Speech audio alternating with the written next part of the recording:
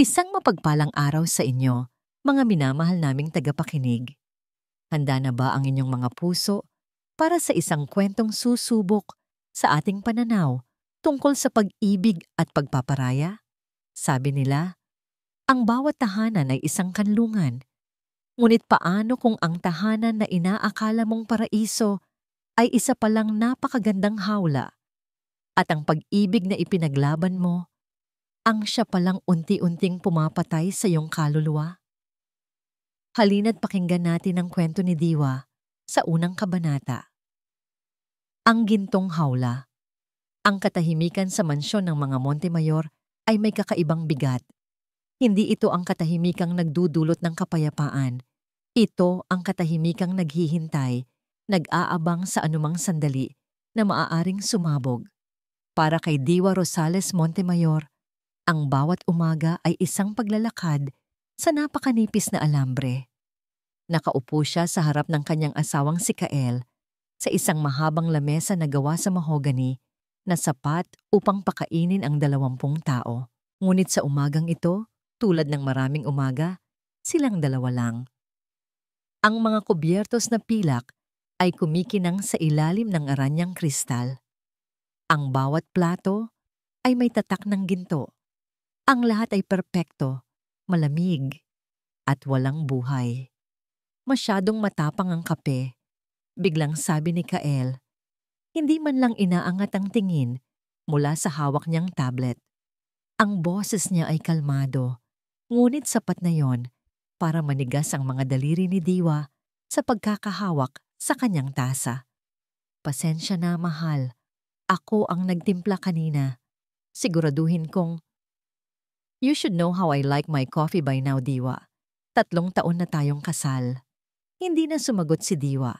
Yumuko na lamang siya at marahang uminom mula sa kanyang tasa. Nilalasap ang init nito para pakalmahin ang nanginginig niyang kalamnan. 5 buwan na siyang buntis at ang bawat tensyon sa bahay na ito ay tila doble ang epekto sa kanya. Hinaplos niya ang kanyang tiyan na bahagya nang umuumbok sa ilalim ng kanyang suot na mamahaling bestida. Ito ang kanyang sikreto, ang kanyang lakas. Ang munting buhay sa loob niya ang dahilan kung bakit tinitiis niya ang lahat. Nang tumayo si Kael para umalis, iniwan nito ang kanyang telepono sa ibabaw ng lamesa. Kinuha ito ni Diwa upang iabot sa asawa, ngunit bigla itong umilaw at nag-vibrate. Isang pangalan ang lumitaw sa screen. Ivy calling. Bumilis ang tibok ng puso ni Diwa. Sino si Ive? Bago pa man niya ito tuluyang mapag-isipan, isang kamay ang mabilis na dumampot sa telepono mula sa kanya. Bakit mo pinapakialaman ang gamit ko? Malamig na tanong ni Kael. Ang mga mata nito, na minsan niyang minahal, ay ngayoy puno ng hinala. Hindi, Kael. Iaabot ko lang sana sa'yo. Tumawag kasi. Alam ko. Putol nito sa kanya. Wag na wag mong hahawakan ang telepono ko. Maliwanag? Isang tango lamang ang naisagot ni Diwa. Habang pinapanood niya ang kanyang asawa na nagmamadaling umalis, sinasagot ang tawag sa labas ng dining hall. Ang boses nito ay pabulong, malambing, isang tono na matagal nang hindi naririnig ni Diwa para sa kanya. Buong araw, hindi maalis sa isip ni Diwa ang tawag na yon. Para subukang pagaanin ang sarili at ayusin ang gusot sa pagitan nila, nagpasya siyang dalhan ng tanghalian si Kael sa opisina. Ito ang dati nilang ginagawa nung nagsisimula pa lang sila, bago pa man lamunin ng trabaho at nang hindi niya malamang kadiliman ang kanilang pagsasama. Ang labi ng Montemayor Holdings ay maringal at abala. Ang sahig na gawa sa marmol ay kumikinang at ang mga empleyado ay gumagalaw ng may tiyak na layunin. Ngumiti si Diwa sa gwardiya at sa receptionist na gumanti naman ng magalang na bati sa kanya. Kilala siya ng lahat bilang ang mapagmahal at perpektong asawa ng kanilang vice president. Isang imahe na maingat niyang inaalagaan. Pagdating niya sa malawak na lobby sa executive floor, nakita niya si Kael na kausap ang ilang mga board members. Tila mainit ang kanilang usapan. Naghintay si Diwa sa di kalayuan. Yakap ang paper bag na naglalaman ng paboritong pagkain ni Kael. Nang matapos ang usapan at mag-isa na lang si Kael, saka siya lumapit. Mahal! Malambing niyang tawag. Lumingon si Kael at nang makita siya, ang ngiti sa labi nito ay biglang naglaho. Napalitan ito ng inis. Anong ginagawa mo rito? Dinalhan kita ng tanghalian. Alam kong paborito mo ito, sabi niya. Iniaabot ang paper bag. Tinitigan ni Kael ang paper bag na para bang ito ay isang uri ng basura. Pagkatapos ay tumingin ito sa paligid, sa mga empleyadong nagkukunwaring abala, ngunit kitang-kita sa gilid ng kanilang mga mata na sila'y nanonood.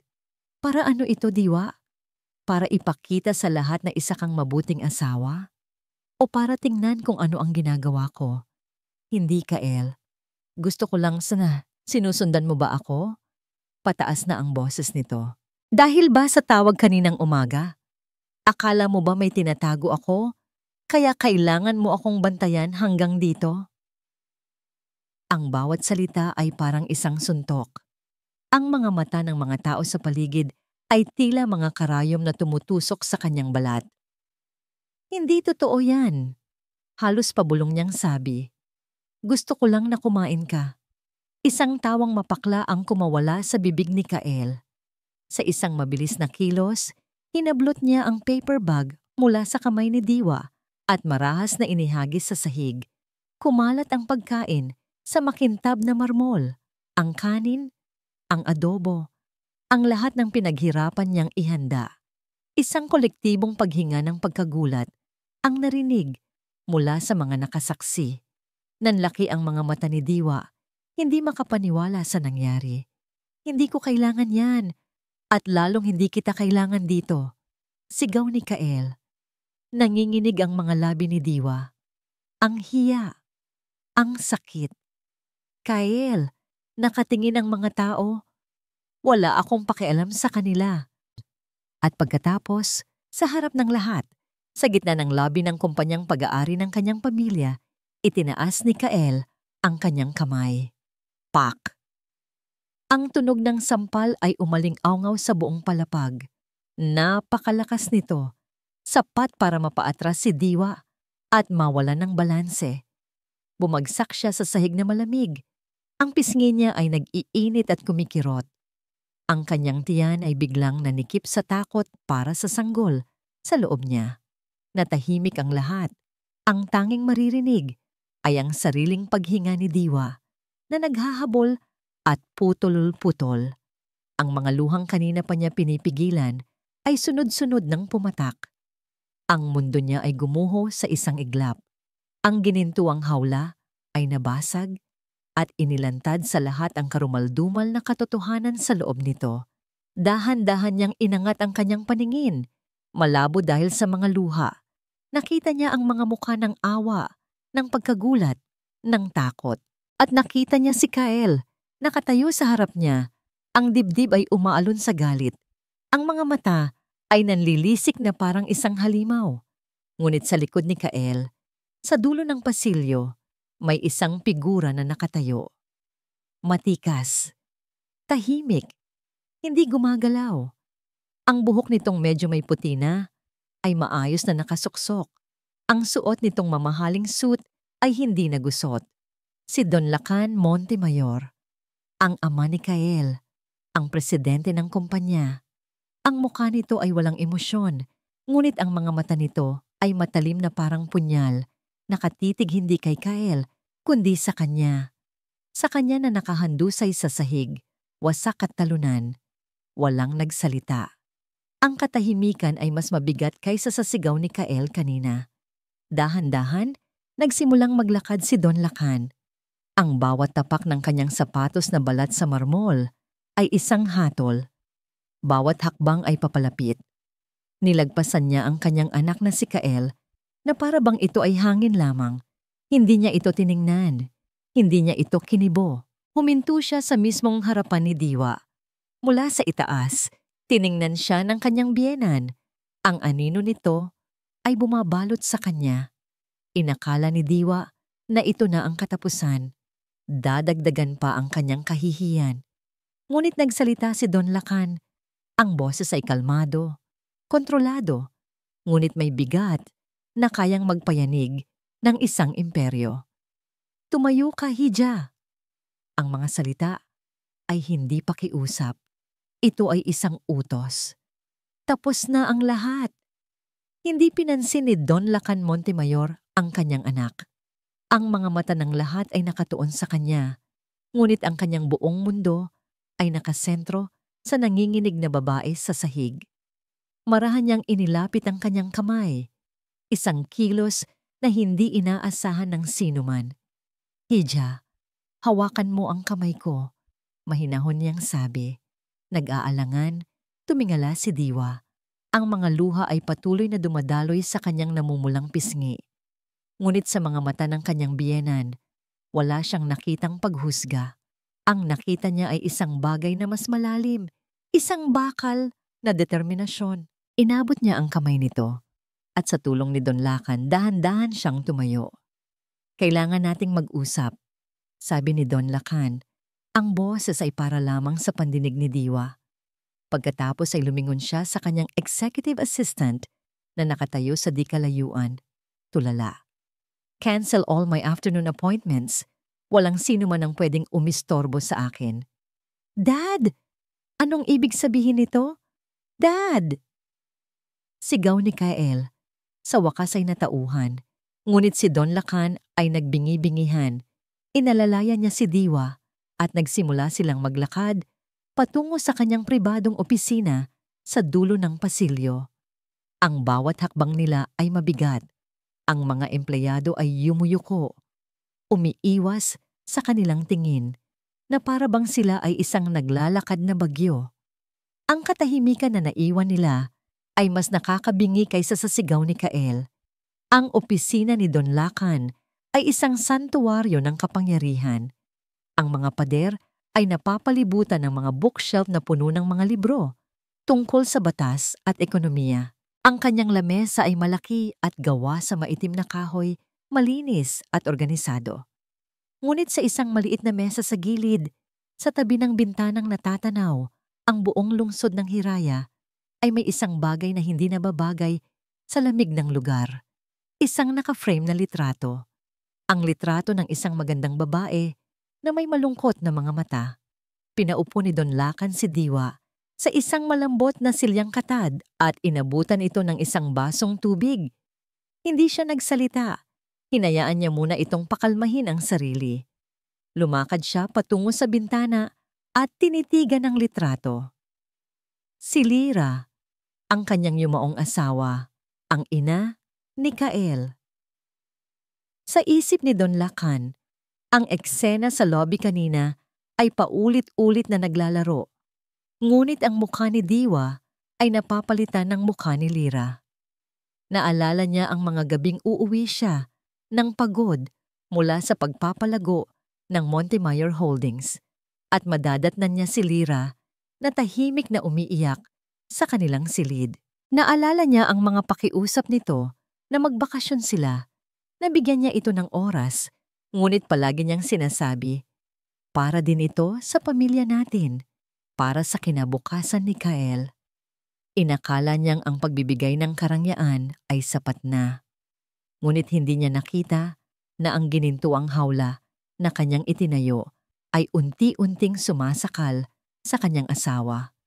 Ang presyo ng pagiging isang Montemayor, ang mga matang mapanghusga ng alta sosyedad, ang kanyang sariling pagkukulang, lahat ng yon ay nagpatuyo sa kaluluwa ni Lyra. At nang pumanaw ito, dahil sa isang karamdaman na pinabilis ng kalungkutan, isinumpa ni Don Lacan sa sarili na hindi niya kailanman hahayaang may masirang muli sa ilalim ng kanyang bubong. Isang sumpa na ngayon ay kanyang binigo. Ang dugo na dumadaloy sa mga ugat ni Kael ay dugo niya. Ngunit ang ugaling ipinakita nito kanina, iyon ay isang kasuklam-suklam na bagay na hindi niya palalampasin. Ang pagtingin kay Diwa, buntis, nasasaktan at ipinahiya. ay pagtingin sa multo ng kanyang pinakamalaking pagsisisi. Pindot niya ang intercom sa kanyang lamesa. Luisa, papuntahin mo rito si Attorney Romero at sabihin mo kay Kael na pumasok siya sa opisina ko. Ngayon din. Ilang sandali pa, bumukas ang pinto. Hindi ito katok, kundi isang marahas na tulak. Pumasok si Kael. Ang muka ay namumula sa galit. Dad, ano to? Bakit mo siya dinadala rito na parang siya pa ang biktima? Nakita mo ba kung paano niya ako ipahiya sa harap ng lahat? Hindi kumibo si Don Lacan. Nakatayo lang siya sa tabi ng bintana. Ang likod ay nakaharap sa kanyang anak. Sinusubukan niyang sirain ako, Dad. She's manipulating you. Palagi na lang siyang nagrereklamo. Palagi na lang siyang kulang. Tapos ka na. Ang tanong ni Don Lacan ay napakalamig, napakatahimik, ngunit sapat na yon para maputol ang galit ni Kael. Dahan-dahang humarap si Don Lacan. Ang kanyang mga mata ay walang bakas ng pagiging isang ama. Ang mga ito'y mata ng isang hukom. Sa buong buhay mo, Kael, ibinigay ko sa iyo ang lahat. Pangalan, pera, kapangyarihan. Inaasahan ko lang na pangalagaan mo ang mga yon, lalo na ang pangalan ng pamilyang ito. At iyon ang ginagawa ko. Siya ang sumisira. Katahimikan. Ang boses ni Don Lacan ay hindi malakas, ngunit umalingaw-ngaw ito sa buong silid na parang isang kulog. Nakita ko ang lahat, Kael. Bawat detalye. Sakto namang dumating si Attorney Romero, isang matandang lalaki na matagal ng abogado ng pamilya. Nagulat ito nang makita ang sitwasyon, ngunit isang tingin lang mula kay Don Lacan ay sapat na para maintindihan niya ang kanyang papel. Umupo ka, Kael. Utos ni Don Lacan. Umupo si Kael. Ang pag-aalma ay napalitan ng pagkalito at bahagyang takot. Tumingin si Don Lacan kay Diwa, pagkatapos ay kay Kael, at sa huli sa kanyang abogado. Huminga siya ng malalim. Inihahanda ang sarili para sa mga salitang sisira sa pundasyon ng kanyang sariling pamilya. Hindi mo na siya pag-aari. Simula ni Don Lacan, ang mga salita ay direkta at walang paligoy. Nakatutok kay Kael. Mula sa araw na ito, ituturing mong tapos na ang kasal ninyo. Attorney Romero, simulan mo na ang proseso ng diborsyo sa lalong madaling panahon. What? Dad, hindi mo pwedeng gawin to. Gulat na sigaw ni Kael. Pangalawa, patuloy ni Don Lacan, hindi pinapansin ang kanyang anak. Tinatanggal ka na sa posisyon mo bilang Vice President ng Montemayor Holdings at tinatanggal ko na rin ang lahat ng iyong mana. Wala kang makukuha kahit 1 sentimo mula sa akin. This is insane! Pinagtatrabahuhan ko ang posisyon ko. Ang huli, sabi ni Don Lacan, ang boses ay lalong bumigat. Bilang kabayaran sa lahat ng pinsala at kahihiyan na idinulot mo kay Diwa, magbabayad ka. 100 beses na mas malaki kaysa sa anumang halaga na maaari niyang hilingin. Ibibigay mo sa kanya ang lahat ng kailangan niya at ng magiging anak ninyo habang buhay. Napatayo si Kael. Ang kanyang mukha ay hindi na maipinta. Dahil sa babaeng yan, sisirain mo ang sarili mong anak? Ako ang anak mo, Dad. Ako. Sa unang pagkakataon, lumapit si Don Lacan sa kanyang anak. Tumayo siya ng napakalapit dito. Ang mga mata nila ay magkatapat. At sa isang boses na halos pabulong ngunit puno ng lason, sinabi niya ang mga salitang tumatak sa kaluluwa ni Kael. Sinaktan mo hindi lang ang asawa mo, kundi ang alaala ng ina mo. Isang saglit na katahimikan. Sa pagbanggit ng kanyang ina, tila isang hangin ang nawala mula kay Kael. Ang kanyang galit ay napalitan ng isang bagay na mas madilim. Pagkatapos, isang bagay na nakakakilabot ang nangyari. Tumawa si Kael. Hindi ito isang normal na tawa. Ito ay tawa ng isang taong nawala na ng lahat. Isang taong nasisiraan na ng bait. Napuno ng kanyang halakhak ang buong opisina, habang si Diwa ay napayakap sa sarili, sa takot, at si Attorney Romero ay napaurong. Tumigil siya sa pagtawa at tiningnan si Diwa. Ang mga mata ay nag-aapoy sa kabaliwan at pagbabanta. Kung hindi siya magiging akin, sabi niya, ang bawat salita ay mabagal at puno ng panganib. Walang sino man ang magkakaroon sa kanya.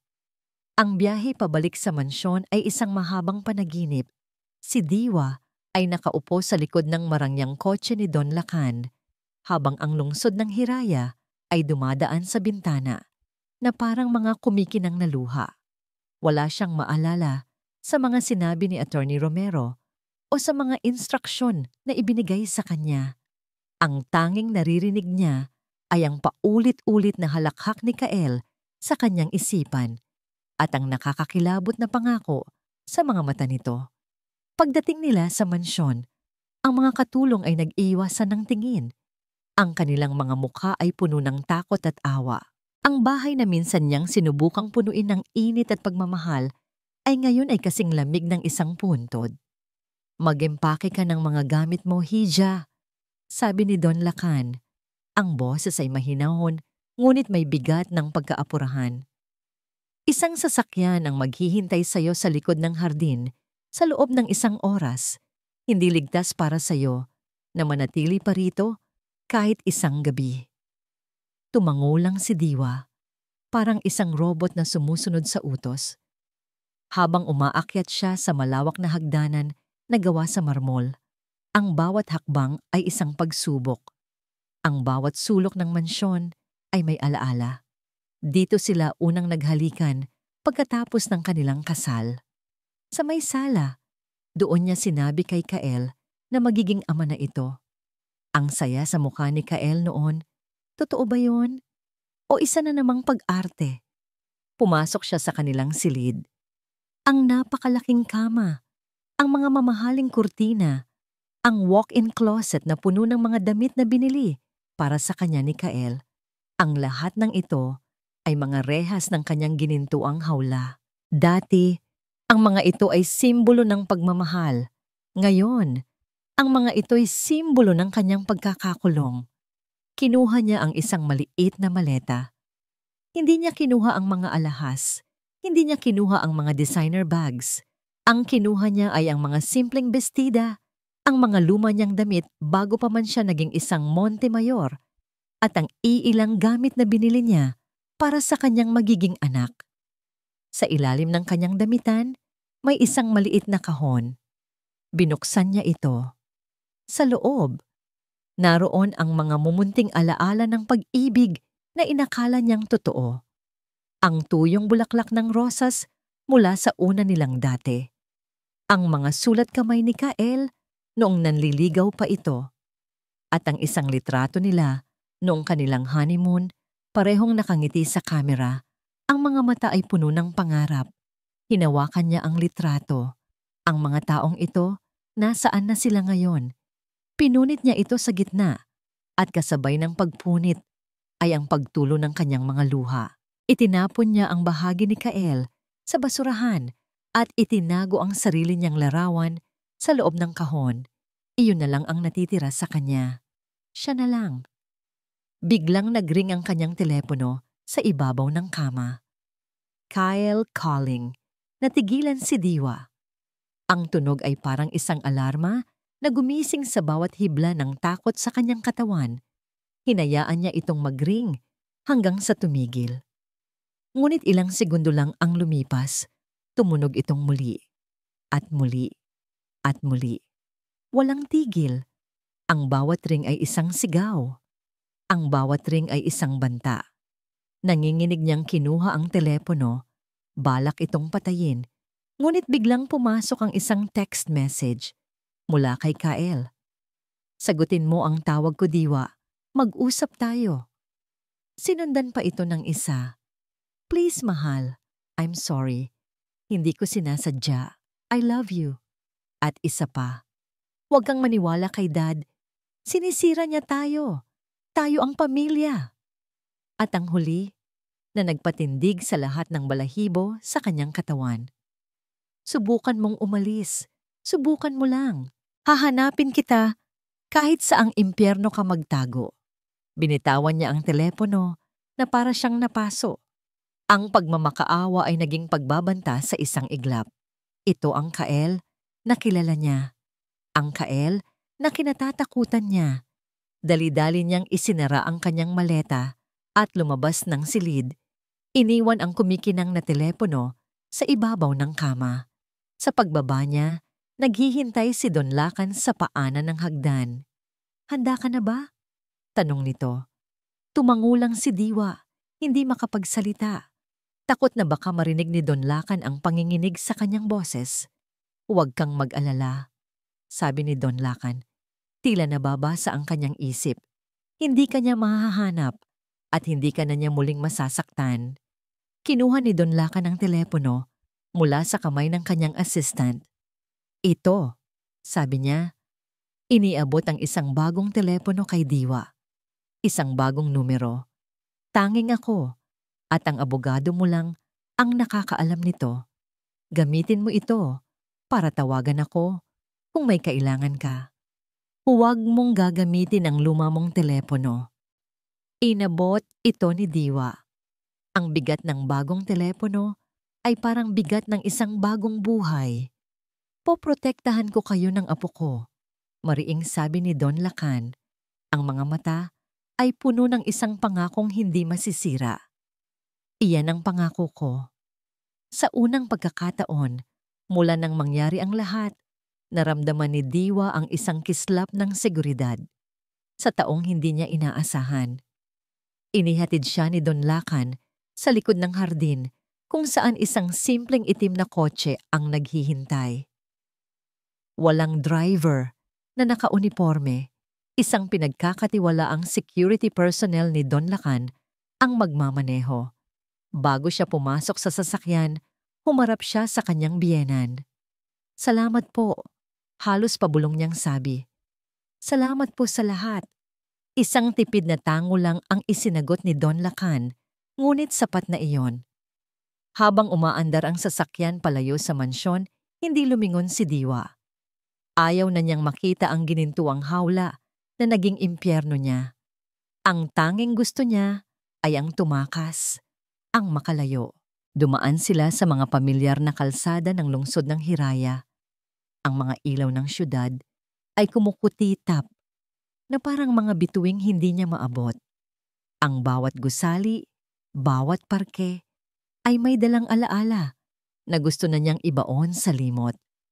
Habang binabagtas nila ang expressway papalabas ng syudad, dahan-dahang napalitan ng dilim at mga puno ang matataas na gusali. Ang ingay ng syudad ay napalitan ng ugong ng makina ng sasakyan.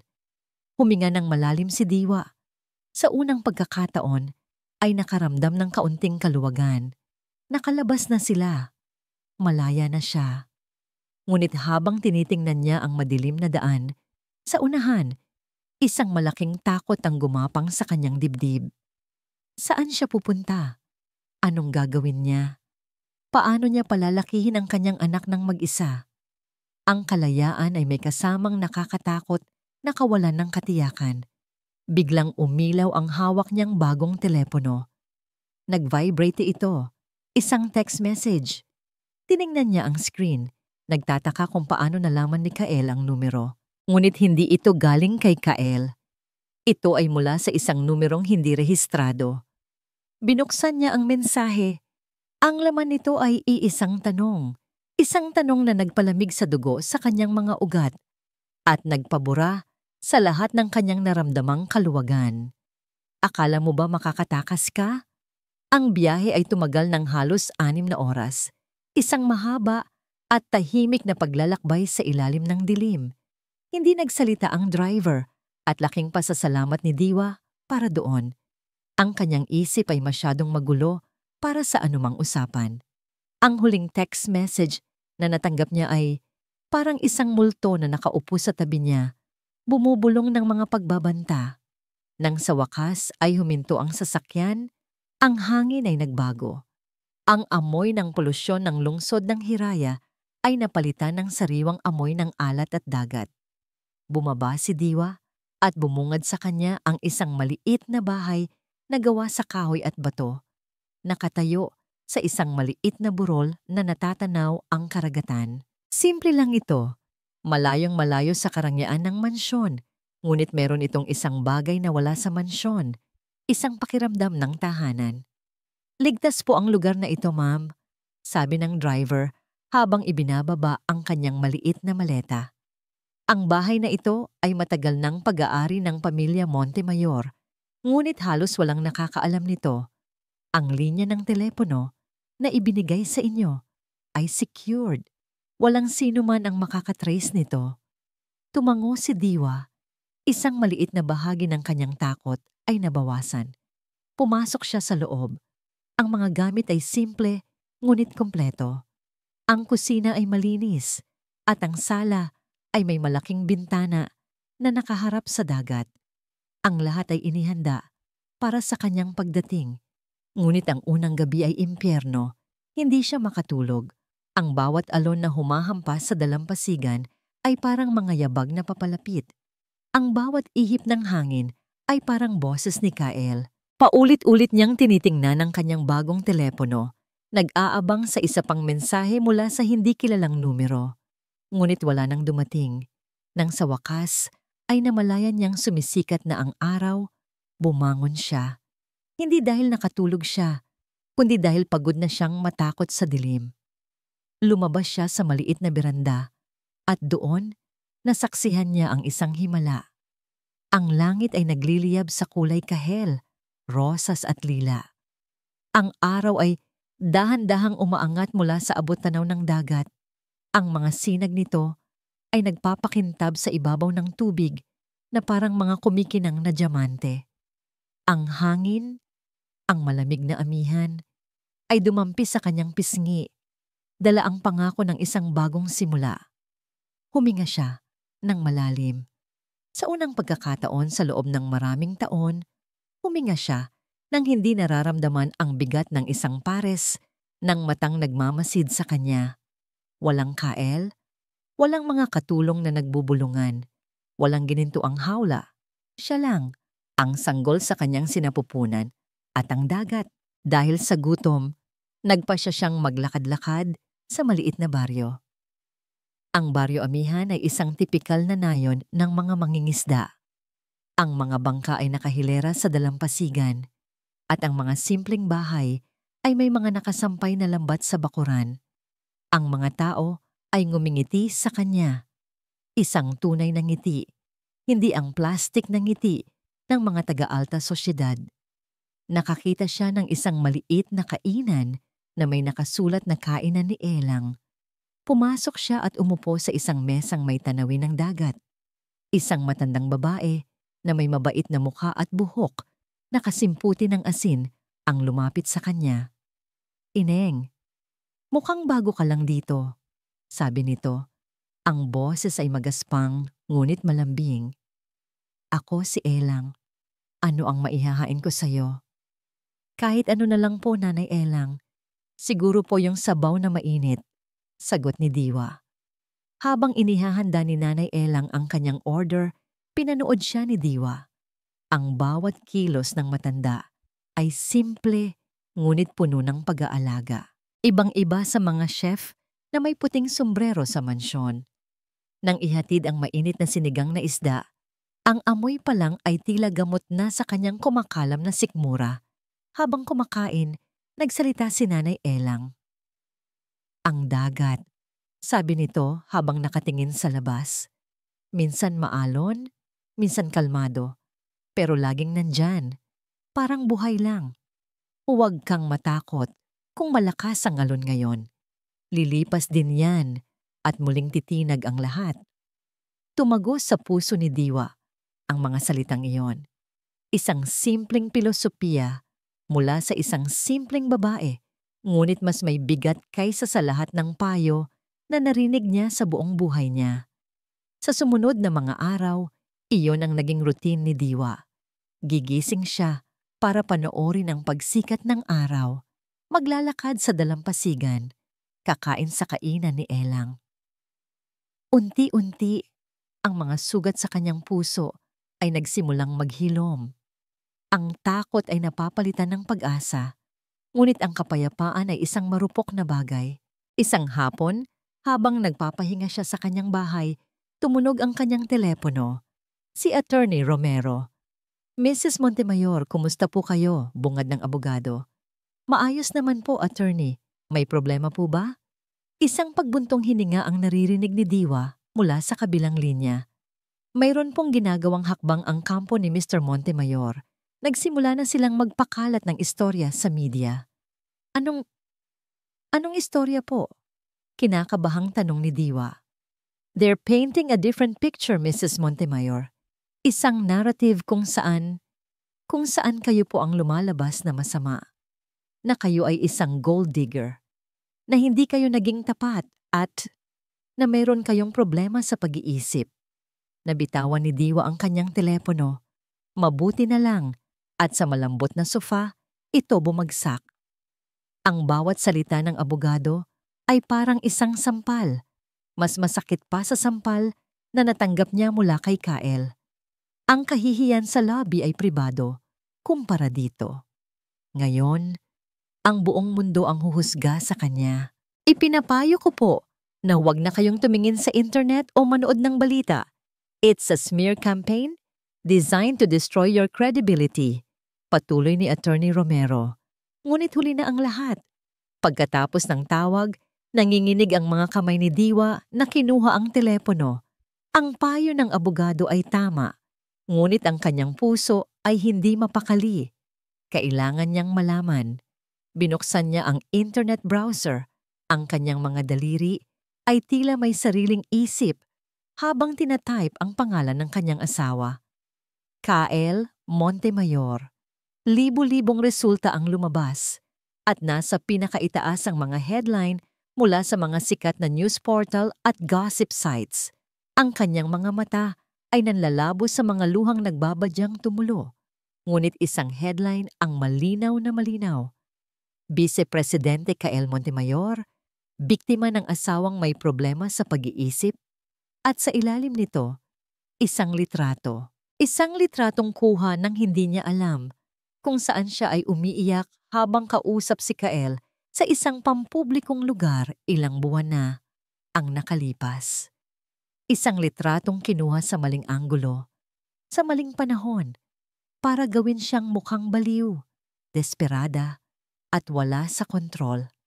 Ang katahimikan na kanyang natagpuan sa Baryo Amihan ay biglang nabasag. Ang mga alon sa labas ay tila naging mga mapanghusgang tinig.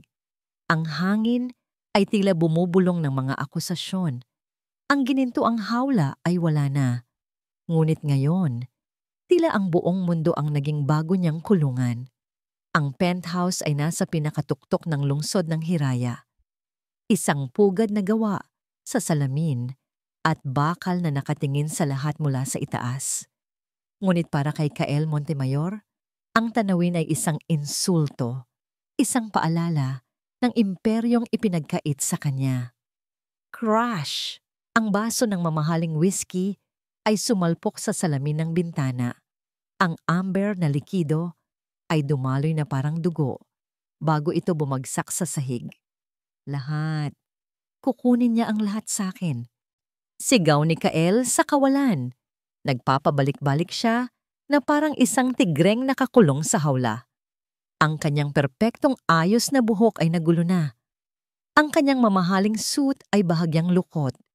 Ito ang mga palatandaan ng isang taong nawawalan ng kontrol. Hindi makakatulong yan, Kael. Ang boses ay nagmula sa isang sulok ng madilim na silid. Kalmado, malamig. May halong pamilyar na panunuya. Doon, nakaupo sa isang silyang katad ay isang babae. Ang kanyang pulang bestida ay agaw pansin sa gitna ng dilim. Hawak niya ang sarili niyang baso ng alak. Dahan-dahang iniikot ito. Ang yelo sa loob ay marahang tumutunog. Si Ayla Vega, miyembro ng board ng Montemayor Holdings, ang IV sa kanyang telepono. "Anong alam mo, Aisla?" Sagot ni Kael, puno ng pait. "Pinagmukha niya akong tanga sa harap ng buong kumpanya. Ang sarili kong ama. At ang babaeng yon, naglakas loob siyang tumakas. Tumayo si Isla at dahan-dahang lumapit sa kanya. Ang bawat hakbang niya ay may kalkuladong grasya, tulad ng isang ahas na papalapit sa kanyang biktima. Inilagay niya ang kanyang kamay sa dibdib ni Kael. Alam ko, malamig niyang sabi, masyadong malupit ang iyong ama. At si Diwa, hindi niya alam kung gaano siya kaswerte sa'yo. Ang kanyang mga salita ay balsamo sa nag-aapoy na ego ni Kael. Ito ang kailangan niyang marinig, hindi paghusga, kundi pagkampi. Habang tinitingnan ni Isla ang nagngangalit na mukha ni Kael, isang malamig na ngiti ang gumuhit sa kanyang isipan. Tanga, naisip niya. Isang perpekto at makapangyarihang tanga. Hindi alam ni Kael na ang galit na nararamdaman nito ay isang hardin na matagal na niyang dinidiligan.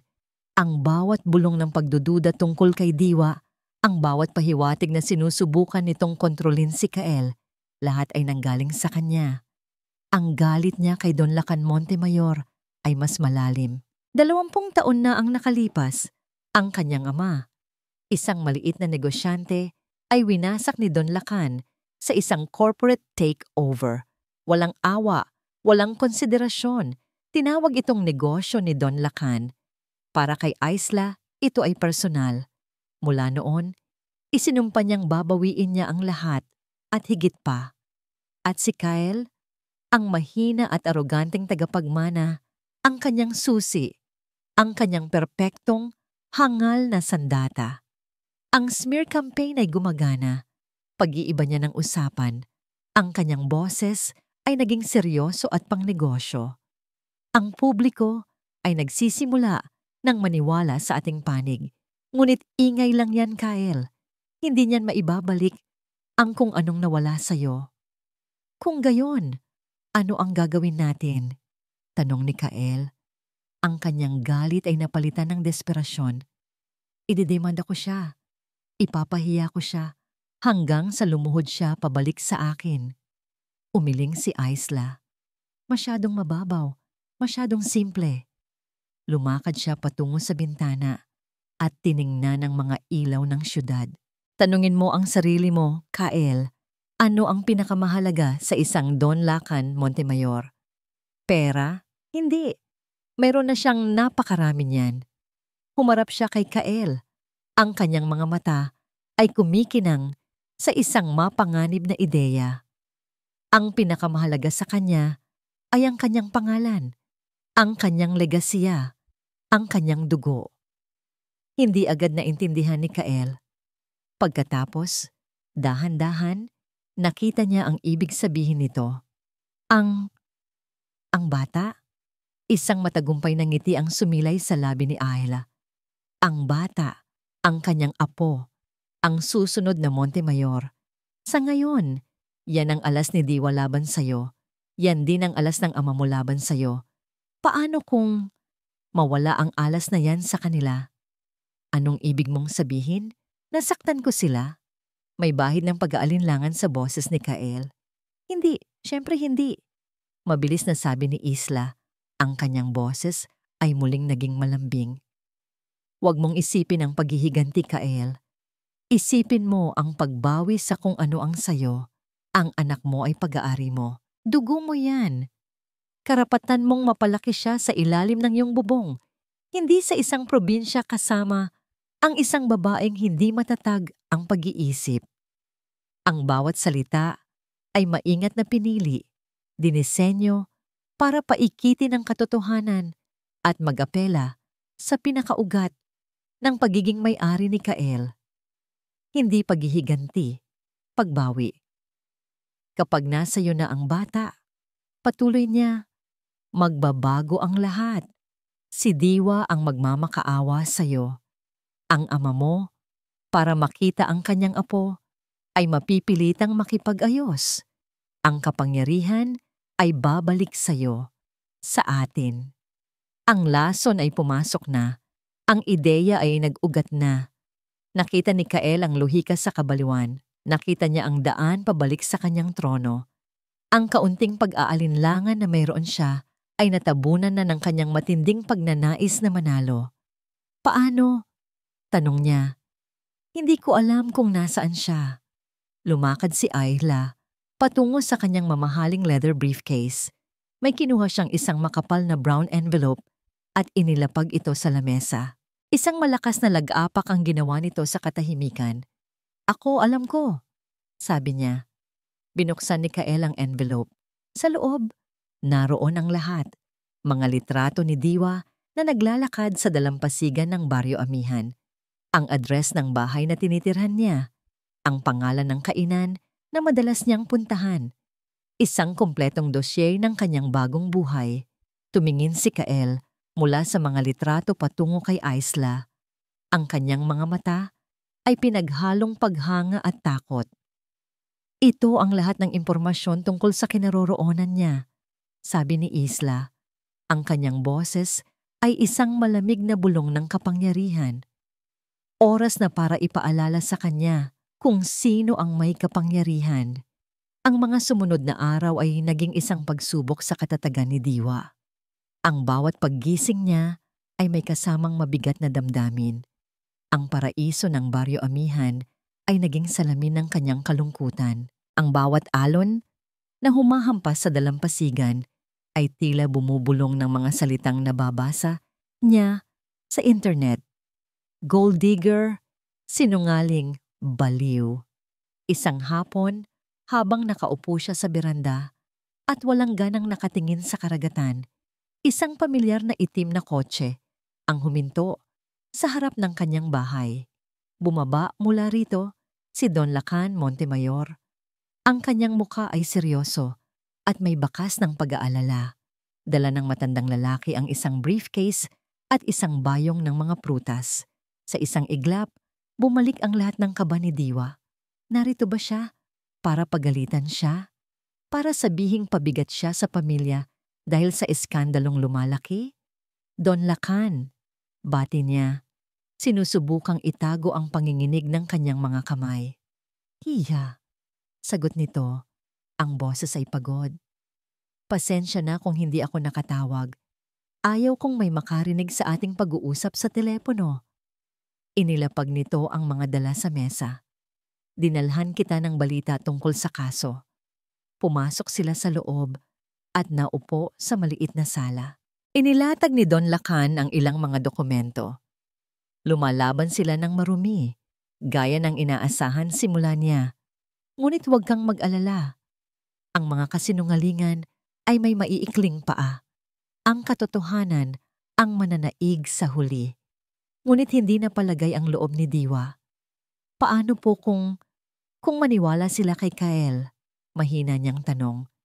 Ang litratong yon, ginawa nila akong parang ako ang may kasalanan ng lahat. Tinitigan siya ni Don Lacan. Nakita niya ang pagod sa mga mata nito, ang parehong pagod na nakita niya sa mga mata ng kanyang asawang si Lira noon. Isang pagod na hindi dahil sa pisikal na gawain, kundi sa emosyonal na pasanin. Isinara ni Don Lacan ang folder ng mga dokumento. Halika, maglakad tayo sa dalampasigan. Ayan niya. Masyadong masikip dito para sa bigat ng ating pinag-uusapan. Naglalakad sila sa buhanginan. Ang papalubog na araw ay nagbibigay ng gintong kulay sa kalangitan. Ang mga yapak nila ay panandali ang nag-iiwan ng marka bago ito burahin ng mga alon. Alam mo, Hija, pagsisimula ni Don Lacan, ang kanyang tingin ay nasa malayo. Ang asawa ko, si Lira, hindi siya namatay dahil lang sa sakit. Natigilan si Diwa. Ito ang unang pagkakataon na narinig niyang binanggit ng kanyang biyenan ang tungkol sa ina ni Kael sa ganitong paraan. Malakas si Lira. Ngunit ang kalungkutan ay isang uri rin ng cancer. Unti-unti nitong kinakain ang kaluluwa ng isang tao. Patuloy niya. Masyado akong naging abala sa pagpapalago ng Montemayor Holdings. Akala ko, kapag naibigay ko sa kanya ang lahat ng karangyaan sa mundo, magiging masaya na siya. Ngunit hindi ko nakita na habang itinatayo ko ang isang imperyo, winawasak ko naman ang aming tahanan.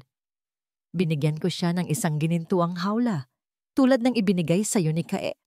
At pinanood ko siyang malanta sa loob nito. Wala akong ginawa. Palagi kong sinasabi sa sarili ko na, bukas, babawi ako. Ngunit ang bukas ay hindi na dumating para sa kanya. Humarap siya kay Diwa at sa unang pagkakataon, nakita ni Diwa ang mga luhang namumuo sa mga mata ng makapangyarihang Don. Kaya nang makita kitang nakahandusay sa sahig ng lobby, nakita ko siya. Nakita ko si Lyra at isinumpa ko sa sarili ko na hindi ako magkakamali sa pangalawang pagkakataon. Hindi ko hahayaang isa pang babae ang masira sa ilalim ng aking pangalan. Ang pagtatapat na yon ay mas matimbang kaysa sa anumang legal na kasiguruhan. Naramdaman ni Diwa ang taos-pusong pagsisisi sa bawat salita ng matanda. Hindi na siya ang makapangyarihang Don Lacan Montemayor sa paningin niya. Siya ay isang ama, isang asawa na puno ng pinagsisisihan. At sa sandaling iyon, isang hindi inaasahang koneksyon ang nabuo sa pagitan nila. Isang ugnayan na gawa sa parehong sakit at pag-unawa. Hindi niyo po kasalanan, sabi ni Diwa. Ang sarili niyang mga luha ay dumadaloy na. At hindi ko po hahayaang masira ako. Isang maliit na ngiti ang sumilay sa labi ni Don Lacan. Alam ko. Nang bumalik sila sa bahay, mas gumaan na ang kanilang pakiramdam. Muling binuksan ni Don Lacan ang folder para ipakita kay Diwa ang ilang mga papeles. Habang tinutulungan niya itong ayusin ang mga ito, isang litrato ang nahulog mula sa folder. Isang litrato ng kasalukuyang Board of Directors ng Montemayor Holdings, kuha noong huling anibersaryo ng kumpanya. Pinulot ito ni Diwa. Pamilyar sa kanya ang karamihan sa mga mukha. Palagi niya itong nakikita sa mga party at pagtitipon. Ngunit isang mukha ang pumukaw sa kanyang atensyon. Isang magandang babae na may matatalim na mata at isang nangiting tila may itinatagong lihim. Nakatayo, hindi kalayuan kay Kael sa litrato. Siya yon. Ang babaeng nakita niyang palihim na kausap ni Kael sa isang restaurant noon. Ang babae na palaging laman ng mga pabulong na tawag ng kanyang asawa. Ang babaeng may inisyal na Ivy. Itinuro niya ang babae sa litrato. Ang kanyang boses ay puno ng inosenteng pag-usisa. Hindi pa alam ang bigat ng kanyang natuklasan. Sino po siya, Don Lacan? Tanong niya. Madalas ko po siyang nakikitang kausap ni Kael. Ang nangiti sa mukha ni Don Lacan ay biglang naglaho. Ang kanyang anyo ay bumalik sa pagiging seryoso. Ngunit ngayon, may bahid na ito ng panganib. Tinitigan niya ang babaeng itinuturo ni Diwa sa litrato. At isang malamig na kislap ang dumaan sa kanyang mga mata. Ang reaksyon sa mukha ni Don Lacan ay sapat na para kumpirmahin ang lahat. Ang pangalan ng babae, nalaman ni Diwa, ay Isla Vega. Isang iglap, ang lahat ng pira-pirasong palaisipan sa isip ni Diwa ay nagsimulang magkabit-kabit. Ang mga palihim na tawag, ang mga biglaang business trip ni Kael, ang malamig na pakikitungo sa kanya tuwing may mga pagtitipon sa kumpanya. Hindi na ito simpleng hinala ng isang asawa. Ito ay isang piraso ng katotohanan. Kailangan nating malaman ang lahat tungkol sa kanya, sabi ni Diwa kinabukasan. Ang kanyang boses ay kalmado, ngunit may bakal na determinasyon. Kausap niya si Don Lacan at si Attorney Romero sa isang secure video conference call. Wala na ang nanginginig na biktima. Ang babaeng kaharap nila ngayon ay isang taong naghahanap ng sagot. Hija, ipinag-utos ko na ang isang background check sa kanya. Sagot ni Don Lacan. May halong paghanga sa pagbabago ng kanyang manugang. Hindi lang po yun, sabi ni Diwa. Ang kanyang isip ay gumagana ng mas mabilis kaysa dati. Kailangan nating malaman kung gaano na sila katagal ni Kael. Tingnan natin ang kanyang mga travel records. Nagkakasabay ba ang mga biyahe niya sa mga business trip ni Kael? Tingnan natin ang kanyang financial records. May mga bigla ba siyang yaman na hindi maipaliwanag? Napatingin si Attorney Romero kay Don Lacan, nagulat sa talas ng pag-iisip ni Diwa. Magandang mungkahi yan, Mrs. Montemayor. Agad naming gagawin yan. Hindi lang siya basta kerida. Mariing sabi ni Diwa, ang salita ay may pait sa kanyang dila. Ang text message na natanggap ko noong gabing umalis ako, imposibleng nalaman agad ni Kael ang bago kong numero. Masyadong mabilis, masyadong malinis, mayroon siyang katulong, at sigurado ako, ang babaeng ito yon. Sa sumunod na linggo, ang maliit na bahay sa Barrio Amihan ay naging isang war room. Ang mga dokumento ay ipinapadala sa pamamagitan ng secure courier. Ang mga tawag ay ginagawa sa encrypted lines, habang ang mundo sa labas ay patuloy na humuhusga sa kanya. Base sa mga kasinungalingang ikinakalat ni Kael, si Diwa naman, kasama ang kanyang biyenan, ay tahimik na nangangalap ng kanilang mga bala. At isang gabi, dumating ang resulta. Isang tawag mula kay Don Lacan. May nakuha na kami, Hija. Sabi nito sa kabilang linya, ang boses ay mababa at seryoso. Ang pribadong investigador na kinuha ko, may natuklasan siya. Ano po yun? Tanong ni Diwa. Ang puso niya ay kumakabog. Si A. La Vega, nagkaroon siya ng malaking deposito sa isang offshore account 3 araw matapos matalo ang Montemayor Holdings sa bidding para sa Mindanao Land Development Project. Ang nanalo sa bidding, isang kumpanyang pag-aari ng pinakamalaki nating kakompetensya. Isang malamig na pakiramdam ang gumapang sa buong katawan ni Diwa. Ibig sabihin, nagbenta siya ng impormasyon? Iyon ang lahat ng senyales, kumpirma ni Don Lacan. Ginamit niya si Kyle. Ginamit niya ang access ng anak ko para sirain tayo mula sa loob. Napatayo si Diwa at lumapit sa bintana. Ang dagat ay madilim at malakas ang alon. Isang salamin ng nararamdaman niya. Hindi lang ito tungkol sa isang nasirang kasal. Ito ay tungkol sa isang malawak at masalimuot na pagtataksil. Si Kael ay hindi lang isang mapang-abusong asawa. Isa rin siyang tanga. Isang puppet na ginamit para sirain ang sarili niyang pamilya. Attorney, sabi ni Diwa sa conference call kinabukasan, ang ebidensyang ito, sapat na ba para kasuhan siya? Umiling si Attorney Romero. Sa ngayon, circumstantial pa lang. Mahirap patunayan sa korte na direktang konektado ang pera sa natalong bidding. Ngunit mayroon tayong ibang magagawa. Ano yon? Tanong ni Don Lacan. Hindi pa natin kayang manalo sa korte ng batas, pero kaya nating manalo sa korte ng opinyon ng publiko, paliwanag ng abogado. Ang smear campaign laban kay Mrs. Montemayor ay epektibo dahil simple ito at madaling paniwalaan. Kailangan nating sirain ang kredibilidad ng nag-aakusa. Naintindihan ni Diwa ang ibig sabihin nito. Ang relasyon nila ni Kael. Eksakto, sabi ni Attorney Romero.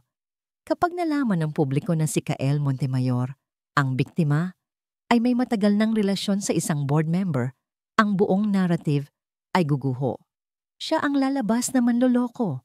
At si Ms. Vega, ang kanyang pangalan ay madudungisan na magiging dahilan para questionin ng ibang board members ang kanyang integridad.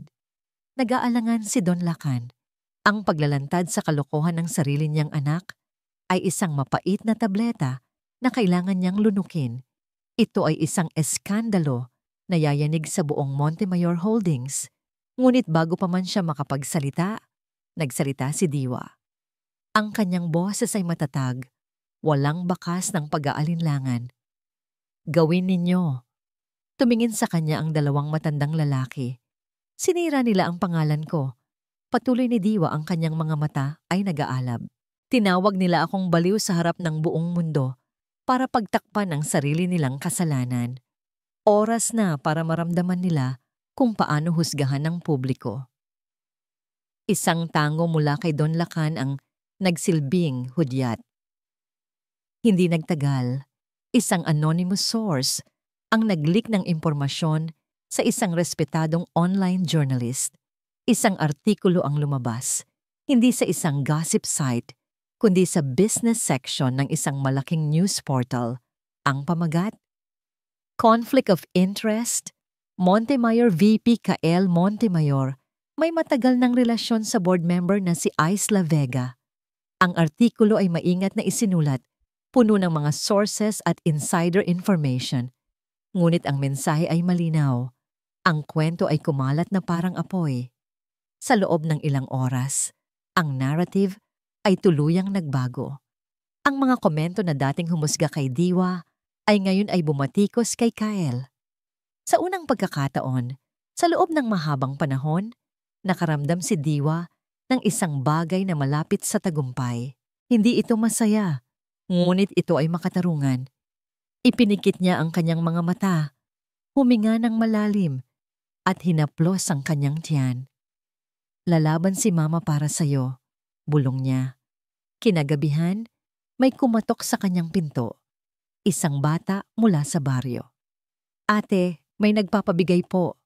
Sabi nito, iniabot ang isang maliit na kahon na walang tatak o pangalan ng nagpadala. Sino ang nagbigay, Ineng? Tanong ni Diwa. Isang lalaki po na nakamotor.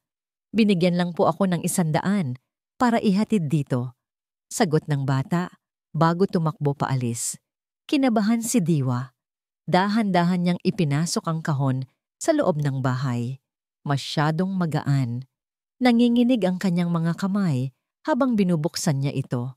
Sa loob, nakahiga sa itim na tela, ay isang bagay na nagpatigil sa kanyang paghinga. Isang manika. Isang magandang manika na may mahabang buhok at bestida. Ngunit ang leeg nito ay basag, bali, at ang isang mata nito ay tinanggal. Nag-iiwan ng isang itim na butas na tila nakatitig sa kanya. Ang screen ng tablet sa ibabaw ng mamahaling lamesa ni Isla Vega ay nagliliyab sa headline na sumira sa araw ni Kael. Ibinagsak niya ito ng buong lakas. Ang tunog ay umalingaw-ngaw sa loob ng opisina na gawa sa salamin at bakal. Paano nila nalaman? Sigaw niya. Ang kanyang boses ay puno ng lason at hindi makapaniwalang galit. Paano nila nalaman, Isla?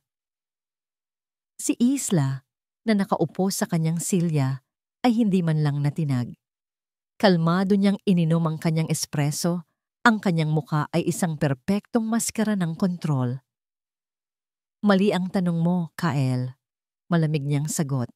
Ang tamang tanong ay, sino ang naging pabaya? Ako ba ang sinisisi mo? Galit na sabi ni Kael. Sino pa ba? Ilang beses kitang sinabihan na maging maingat, ngunit masyado kang naging kampante. Sabi ni Isla, ibinaba ang kanyang tasa. Ang matandang yon. Ang paraan ng pagbanggit niya sa pangalan ni Don Lacan ay puno ng paghamak. Hindi siya tanga. At si Diwa, ang munting probinsyana, mukhang natuto na siyang maglaro. Ang bawat salita ni Isla ay isang patak ng gasolina sa apoy ng galit ni Kael.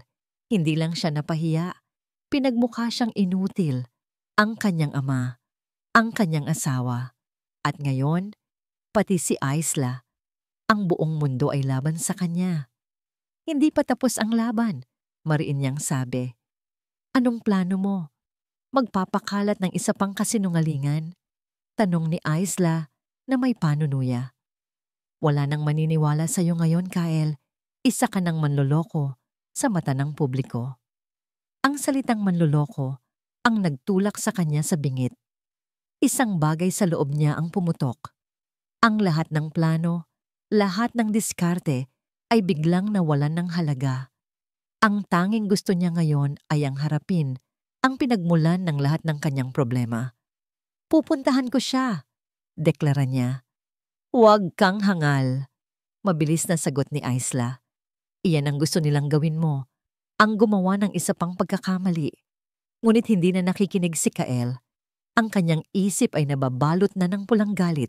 Kailangan kong ipaalala sa kanya kung sino ako, kung kanino siya dapat matakot. Walang sabi-sabing tinalikuran niya si Isla at nagmamadaling lumabas ng opisina. Binaliwala ang mga tawag nito sa kanyang pangalan. Ang tanging nasa isip niya ay ang Baryo Amihan. Ang tanging nasa isip niya ay si Diwa. Ang basag na manika ay nakapatong sa mesa sa sala, isang tahimik ngunit nakakakilabot na paalala ng panganib na nakapaligid sa kanya. Hindi ito itinapon ni Diwa. Hinayaan niya itong manatili roon bilang simbolo. Isang simbolo na hindi na siya ang babaeng madaling masira. Hinaplos niya ang kanyang tiyan. Ang munting buhay sa loob niya ang nagbibigay sa kanya ng lakas na hindi niya akalaing mayroon siya. Hindi na siya lalaban para sa sarili niya lang. Lalaban siya para sa kanilang dalawa. Bigla, isang ingay ang bumasag sa katahimikan ng baryo. Isang ingay na hindi nababagay sa lugar na yon. Ang dagundong ng isang malakas na makina ng kotse. Isang marangyang sports car ang marahas na huminto sa harap ng kanyang bahay. Ang alikabok mula sa hindi sementadong kalsada ay umikot sa hangin. Alam na niya kung sino yon bago pa man bumukas ang pinto ng sasakyan. Ang puso niya ay nagsimulang tumibok ng mabilis, isang pamilyar na tambol ng takot. Ngunit kasabay nito, isang bagong damdamin ang umusbong, galit. Isang malakas at aroganteng katok ang narinig sa kanyang pinto. Hindi siya gumalaw. Hinintay niyang maulit ito, mas malakas, mas mapilit. Huminga siya ng malalim. Inipon ang lahat ng kanyang lakas at dahan-dahang binuksan ang pinto. Nakatayo roon si Kael. Ang kanyang buhok ay magulo, ang kanyang mga mata ay namumula. Mukha siyang isang taong naglakbay mula sa impyerno. Diwa, sabi niya, ang kanyang boses ay isang pilit na pagpapakalma. Kailangan nating mag-usap. Hindi sumagot si Diwa. Tinitigan niya lang ito. Ang kanyang muka ay walang emosyon. Please, mahal. Pagpapatuloy ni Kael. Sinusubukang humakbang papasok. Ngunit hinarangan ni Diwa ang daan. Huwag mong hayaang sirain tayo ni Dad. Kaya nating ayusin to. Tayo. Ang pamilya natin. Ang salitang pamilya mula sa bibig nito ay isang insulto. Walang tayo kung Kael. Malamig niyang sagot. Ang kanyang boses ay matatag at hindi nanginginig at lalong walang pamilya. Ang pagtatangka ni Kael sa pagpapakabait ay naglaho. Napalitan ito ng inis. Pagkatapos ng lahat ng ginawa ko para sa'yo, ganito lang. Makikinig ka sa isang matandang pinagsisihan ng kanyang buhay kaysa sa asawa mo. Hindi ko naasawa ang isang duwag na nananakit ng babaeng buntis. Diretsahang sabi ni Diwa. Ang mga salitang yon ay tumama ng husto. Ang mukha ni Kael ay nag-iba. Ang galit ay bumalik sa kanyang mga mata. Mas maitim, mas mapanganib. Karapatan ko ang anak ko, Diwa. Akin yan. Sigaw niya. Wala kang karapatan sa kahit na ano. Sa galit, hinawakan ni Kael ang braso ni Diwa ng mahigpit. Huwag mo akong subukan, Diwa. Hindi mo alam ang kaya kong gawin. Ngunit bago pa man makasagot si Diwa, isang boses ang pumagitna sa kanila. Isang boses na magaspang at puno ng awtoridad. Bitiwan mo siya, iho. Napalingon sila. Nakatayo sa may tarangkahan si Nanay Elang. May hawak na sandok. Ang kanyang mukha ay seryoso. Sa likod niya, nagsimula ng maglabasan ang ilang mga mangingisda. Ang kanilang mga mukha ay nagtatanong. Ang kanilang mga kamay ay nasa baywang. Tahimik na nagmamasid. Sino ka para makialam dito? Mayabang na sabi ni Kael. Ngunit binitiwan niya ang braso ni Diwa. Ako ang taong hindi papayag na may mambastos ng babae sa aming baryo. Simpleng sagot ni Nanay Elang. Tiningnan ni Kael ang mga taong nakapaligid sa kanya, ang mga simpleng mangingisda, ang matandang may-ari ng karinderya. Sa lungsod ng Hiraya, isang tingin niya lang ay yuyuko na ang mga ito. Ngunit dito, nakatingin sila sa kanya ng diretsyo, walang takot. Isang tahimik na pader ng proteksyon para kay Diwa. Naramdaman ni Kael ang isang bagay na matagal na niyang hindi naramdaman. Ang kahihiyan ng pagkatalo. Natalo siya hindi ng kapangyarihan, o pera, kundi ng simpleng pagkakaisa ng isang komunidad. Hindi pa tayo tapos, banta niya kay Diwa. Bago marahas na tumalikod at bumalik sa kanyang kotse, pinaandar niya ang makina. Ang dagundong nito ay isang sigaw ng kabiguan at mabilis na umalis. Pinanood ni Diwa ang paglayo ng kotse hanggang sa mawala ito sa paningin. Naramdaman niya ang kamay ni Nanay Elang sa kanyang balikat. Ayos ka lang, Ineng. Tumango si Diwa. Isang luha ng pasasalamat ang tumulo mula sa kanyang mga mata. Opo, Nay, ayos lang po. Sa loob ng kanyang kotse, ang mundo ni Kael ay isang pulang galit. Ang manibela ay halos mawasak sa higpit ng kanyang pagkakahawak. Pinahiya siya. Muli, sa harap ng mga basura, sa harap ng mga hampas lupang iyon, at si Diwa, ang tapang sa mga mata nito, ang kawalan ng takot. Iyon ang pinakamasakit sa lahat. Tapos na siya sa paglalaro. Tapos na siya sa pagsubok. Kung hindi niya makukuha ang takot nito, kukunin niya ang lahat ng iba pa. Kinuha niya ang kanyang telepono at dinial ang isang numero. Ang boses niya ay kalmado na ngayon, isang nakakakilabot na katahimikan pagkatapos ng bagyo. Gawin niyo na ang pinapagawa ko. Isang saglit na katahimikan sa kabilang linya. Kunin niyo ang anak ko. Ang pagbisita ni Kael ay nag-iwan ng isang maitim na ulap sa Baryo Amihan. Kahit na napalayas siya ng mga taga-baryo, ang kanyang banta ay nanatili sa hangin, mabigat at nakakasuklam. Ipinag-utos ni Don Lacan na magpadala ng 2 pang security personnel para magbantay sa bahay ni Diwa. Ngunit kahit na may mga gwardya sa labas, ang pakiramdam ng panganib ay hindi nawala. 2 araw matapos ang paghaharap, ang langit sa Baryo Amihan ay nagsimulang magdilim kahit hapon pa lamang. Ang dagat na dating kalmado ay naging marahas. Ang mga alon ay malalakas na humahampas sa dalampasigan. Isang malakas na bagyo ang paparating. Sa loob ng kanyang bahay, naramdaman ni Diwa ang isang matinding kirot sa kanyang tiyan. Napahawak siya sa kanyang umuumbok na sinapupunan at napaupo.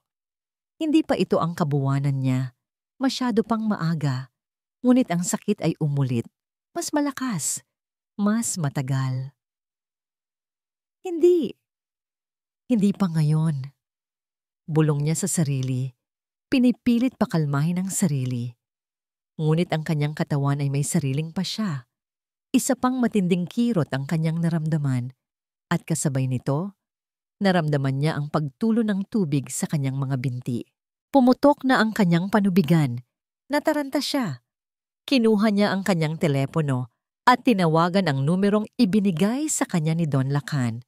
Sinagot ito ng kanyang biyenan sa unang ring pa lang. Don Lacan, manganganak na yata ako. Sabi niya, hindi maitago ang panginginig sa kanyang boses. Ano? Masyado pang maaga. Sagot ni Don Lacan sa kabilang linya. Huwag kang mag-alala, Hija. Papunta na ako dyan. Manatili ka lang sa loob ng bahay. Ang ulan ay nagsimulang bumuhos ng malakas. Ang hangin ay humahagupit sa maliit na bahay. Ang kuryente ay biglang namatay.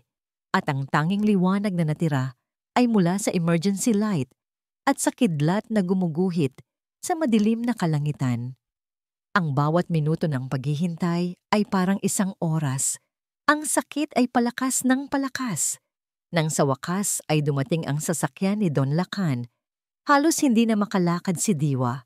Inalalayan siya ng matanda at ng isa sa mga security personnel papasok sa kotse. Dadalhin ka namin sa pinakamalapit na ospital sa susunod na bayan. Mas kumpleto ang gamit doon. Sabi ni Don Lacan habang mabilis na pinaaandar ang sasakyan.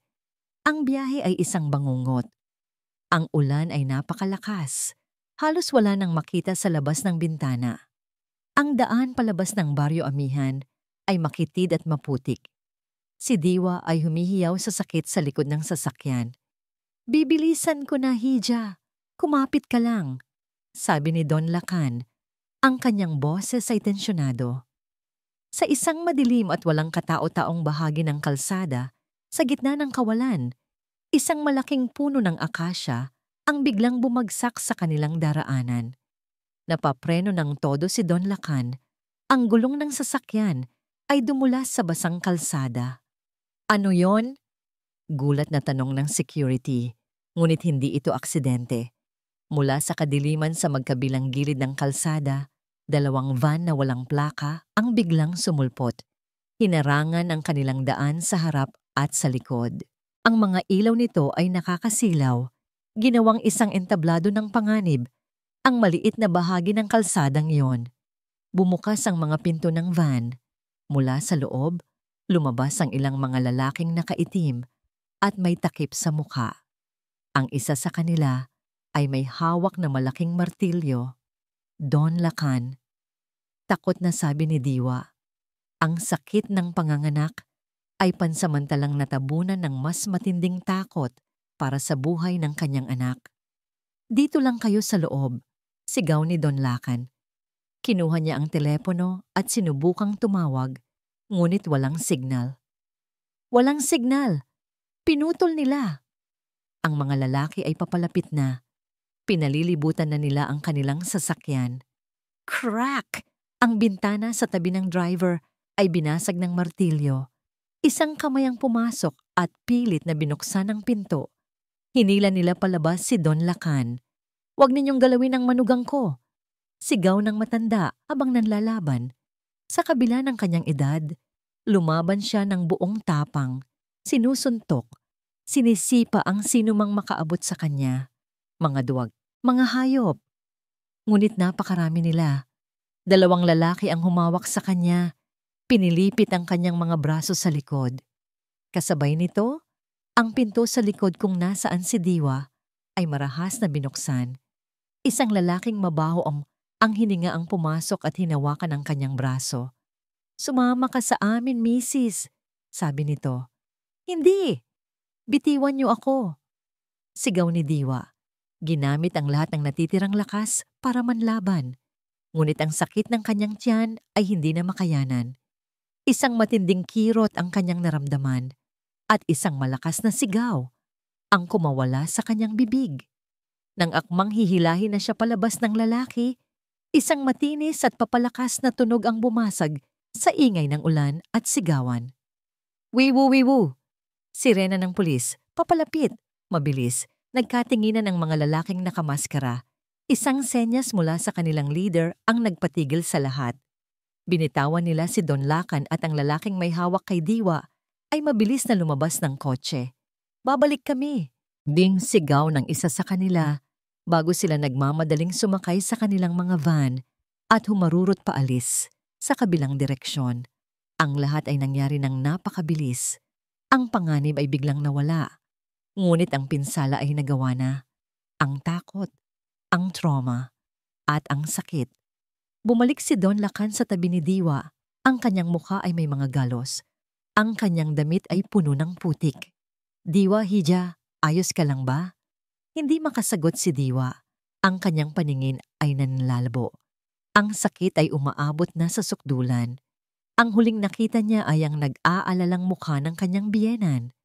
Pagkatapos, ang sirena ng pulis na palapit ng palapit.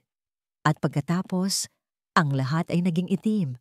Ang mga ilaw ng ambulansya at ng mga sasakyan ng pulis ay nagmistulang isang magulong piyesta sa gitna ng madilim at basang kalsada.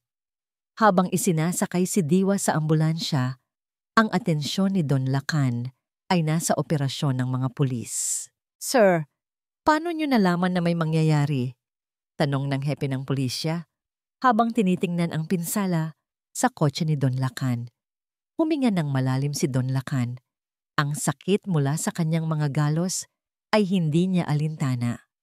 Nang pumunta ang anak ko sa Baryo Amihan para harapin si Diwa, alam ko nang hindi na siya nag-iisip ng tama.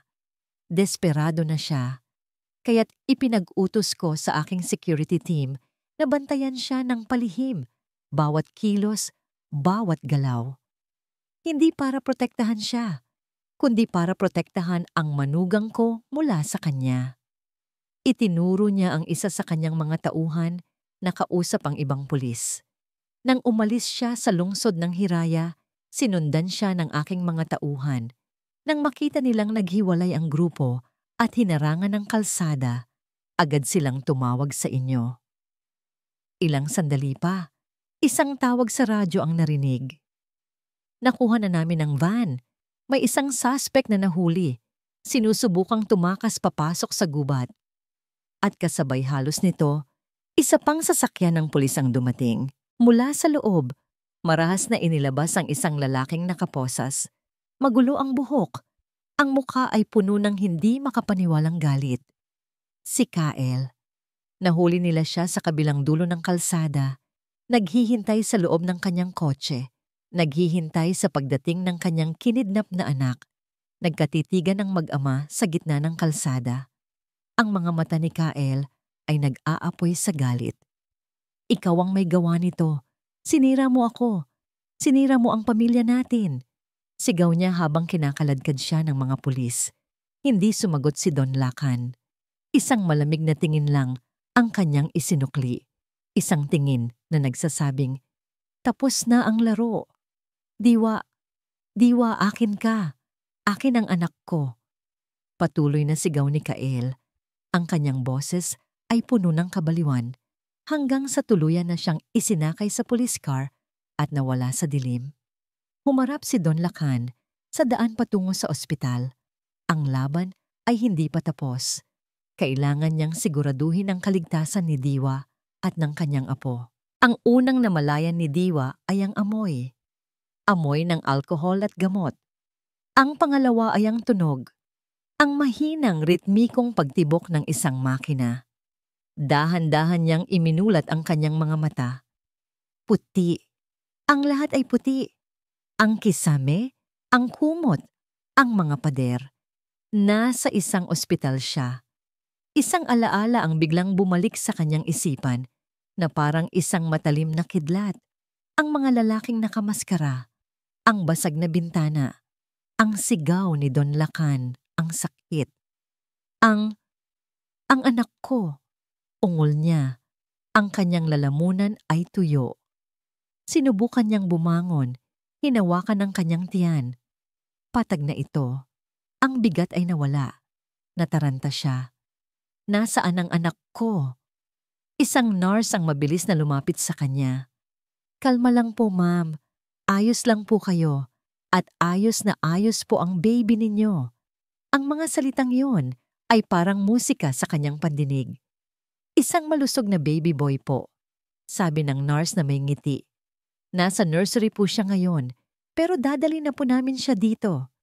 Napahagulgol si Diwa, hindi dahil sa sakit o takot, kundi dahil sa labis na kaluwagan. Ligtas sila. Ligtas ang kanyang anak. Ilang sandali pa, isang maliit na crib ang marahang itinulak papasok sa kanyang silid. Sa loob, mahimbing na natutulog ang isang munting anghel, nakabalot sa asul na kumot. Kinuha ng nurse ang sanggol at maingat na inilagay sa kanyang mga braso. Nang maramdaman ni Diwa ang init at bigat ng kanyang anak sa kanyang dibdib, ang lahat ng sakit, lahat ng pagod, lahat ng luha ay biglang nagkaroon ng kahulugan. Ang munting mukha nito, ang maliliit na daliri, ang amoy nito, ito ang kanyang mundo, ang kanyang lakas, ang kanyang pag-asa. Mahal na mahal ka ni Mama, bulong niya, habang hinahalikan ang malambot nitong noo. Isang katok sa pinto ang pumukaw sa kanilang sandali. Bumukas ito at pumasok si Isla Vega.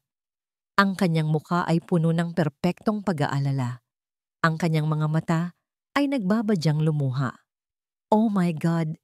Diwa, ayos ka lang ba? Sabi nito, mabilis na lumapit sa kama. Nakarating agad ako nang mabalitaan ko ang nangyari. Grabe. Hindi ko akalain na magagawa to ni Kael. Baliw na siya. Sinubukan ko siyang pigilan.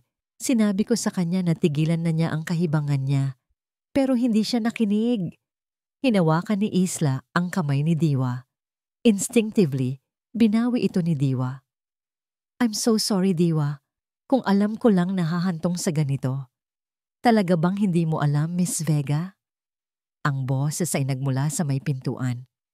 Nakatayo roon si Don Lacan, kasama ang hepe ng pulisya. Ang mukha ni Don Lacan ay kalmado, ngunit ang kanyang mga mata ay matalim na parang yelo. Natigilan si Isla. Anong ibig niyong sabihin, Don Lacan? Opisyal, sabi ni Don Lacan. Hindi inaalis ang tingin kay Isla. Nais ko sanang marinig ninyo ito. Naniniwala akong may kaugnayan ito sa inyong investigasyon. Kinuha ni Don Lacan ang kanyang telepono at may pinindot. Isang katahimikan ang bumalot sa silid. At pagkatapos, isang boses ang umalingaw-ngaw mula sa speaker ng telepono. Ang boses ni Kael, puno ng galit at desperasyon mula sa tawag nito sa kanyang mga tauhan bago ang pag-atake. Gawin niyo na ang pinapagawa ko. Ituloy niyo ang plano ni Isla. Kunin niyo ang anak ko. Ang mga huling salita ay malinaw na malinaw. Ang plano ni Isla. Ang kulay sa mukha ni Isla Vega ay biglang nawala. Para siyang isang estatwang binuhusan ng maputlang pintura. Ang kanyang bibig ay bumubukas-sara, ngunit walang salitang lumalabas. Ang kanyang maskara ay tuluyang nabasag. Ang hepe ng pulisya, na kanina'y nakikinig lamang, ay dahan-dahang humakbang palapit kay Isla. Ang kanyang mukha ay seryoso at hindi na nagtatanong. Tumingin siya kay Isla. Ang kanyang boses ay kalmado ngunit may bigat ng batas. Miss Vega, kailangan niyo pong sumama sa amin. Lumipas ang ilang buwan. Ang bagyo sa media ay unti-unting humupa. Napalitan ng isang mas malaki at mas nakakagulat na kwento. Ang paglilitis sa mag-asawang Montemayor at sa utak ng lahat na si Iha La Vega. Ang araw ng paghahatol ay malamig at maulap. Tila nakikiramay ang kalangitan. Nakaupo si Diwa sa loob ng korte. Tahimik at panatag. Sa kanyang tabi ay si Don Lacan. Ang kanyang presensya ay isang haligi ng suporta. Sa kabilang panig ng silid, nakaupo si Kael. Malayo na ang itsura niya sa makisig at aroganteng vice president. Namayat ito, ang kanyang mga mata ay malalim at may itim na bilog sa ilalim. Tumingin ito sa direksyon ni Diwa. Ngunit sa pagkakataong ito, nang magtama ang kanilang mga mata, wala nang naramdamang takot si Diwa. Wala nang galit. Ang tanging nararamdaman niya ay isang malalim at nakakalungkot na awa. Awa sa isang lalaking mayroon na ng lahat ngunit pinili pa ring maging walang-wala. Isang lalaking sinira ang lahat ng nagmahal sa kanya dahil sa kanyang walang katapusang pagkauhaw sa kapangyarihan at pag-aari. Nang basahin ng hukom ang hatol, ang bawat salita ay isang pako na isinasara ang kabaong ng nakaraan ni Diwa. Sa salang multiple physical injuries, attempted kidnapping, at conspiracy. Si Ginoong Kael Montemayor ay hinahatulan ng habambuhay na pagkabilanggo. Isang hikbi ang kumawala sa bibig ni Kael, isang tunog ng kabiguan, hindi pagsisisi. At si Miss Isla Vega, patuloy ng hukom, sa salang corporate espionage at conspiracy to commit a crime, ay hinahatulan ng pagkabilanggo ng hindi bababa sa 20 taon. Hindi umimik si Isla, tinitigan lang niya si Don Lacan. Ang kanyang mga mata ay puno ng malamig na pagkasuklam, ngunit walang nakitang tagumpay sa mga mata ng matanda. Tanging isang mabigat na pagod. Habang inilalabas si Kael ng mga gwardiya, nagsisigaw ito. Diwa, kasalanan mo to. Sinira mo ang buhay ko. Pagsisisihan mo to. Ngunit ang kanyang mga banta ay wala ng bigat. Ang mga ito'y mga salita na lamang ng isang talunang hari na inagawan ng korona. Hindi lumingon si Diwa. Diretso lang ang kanyang tingin sa unahan, sa kanyang bagong simula.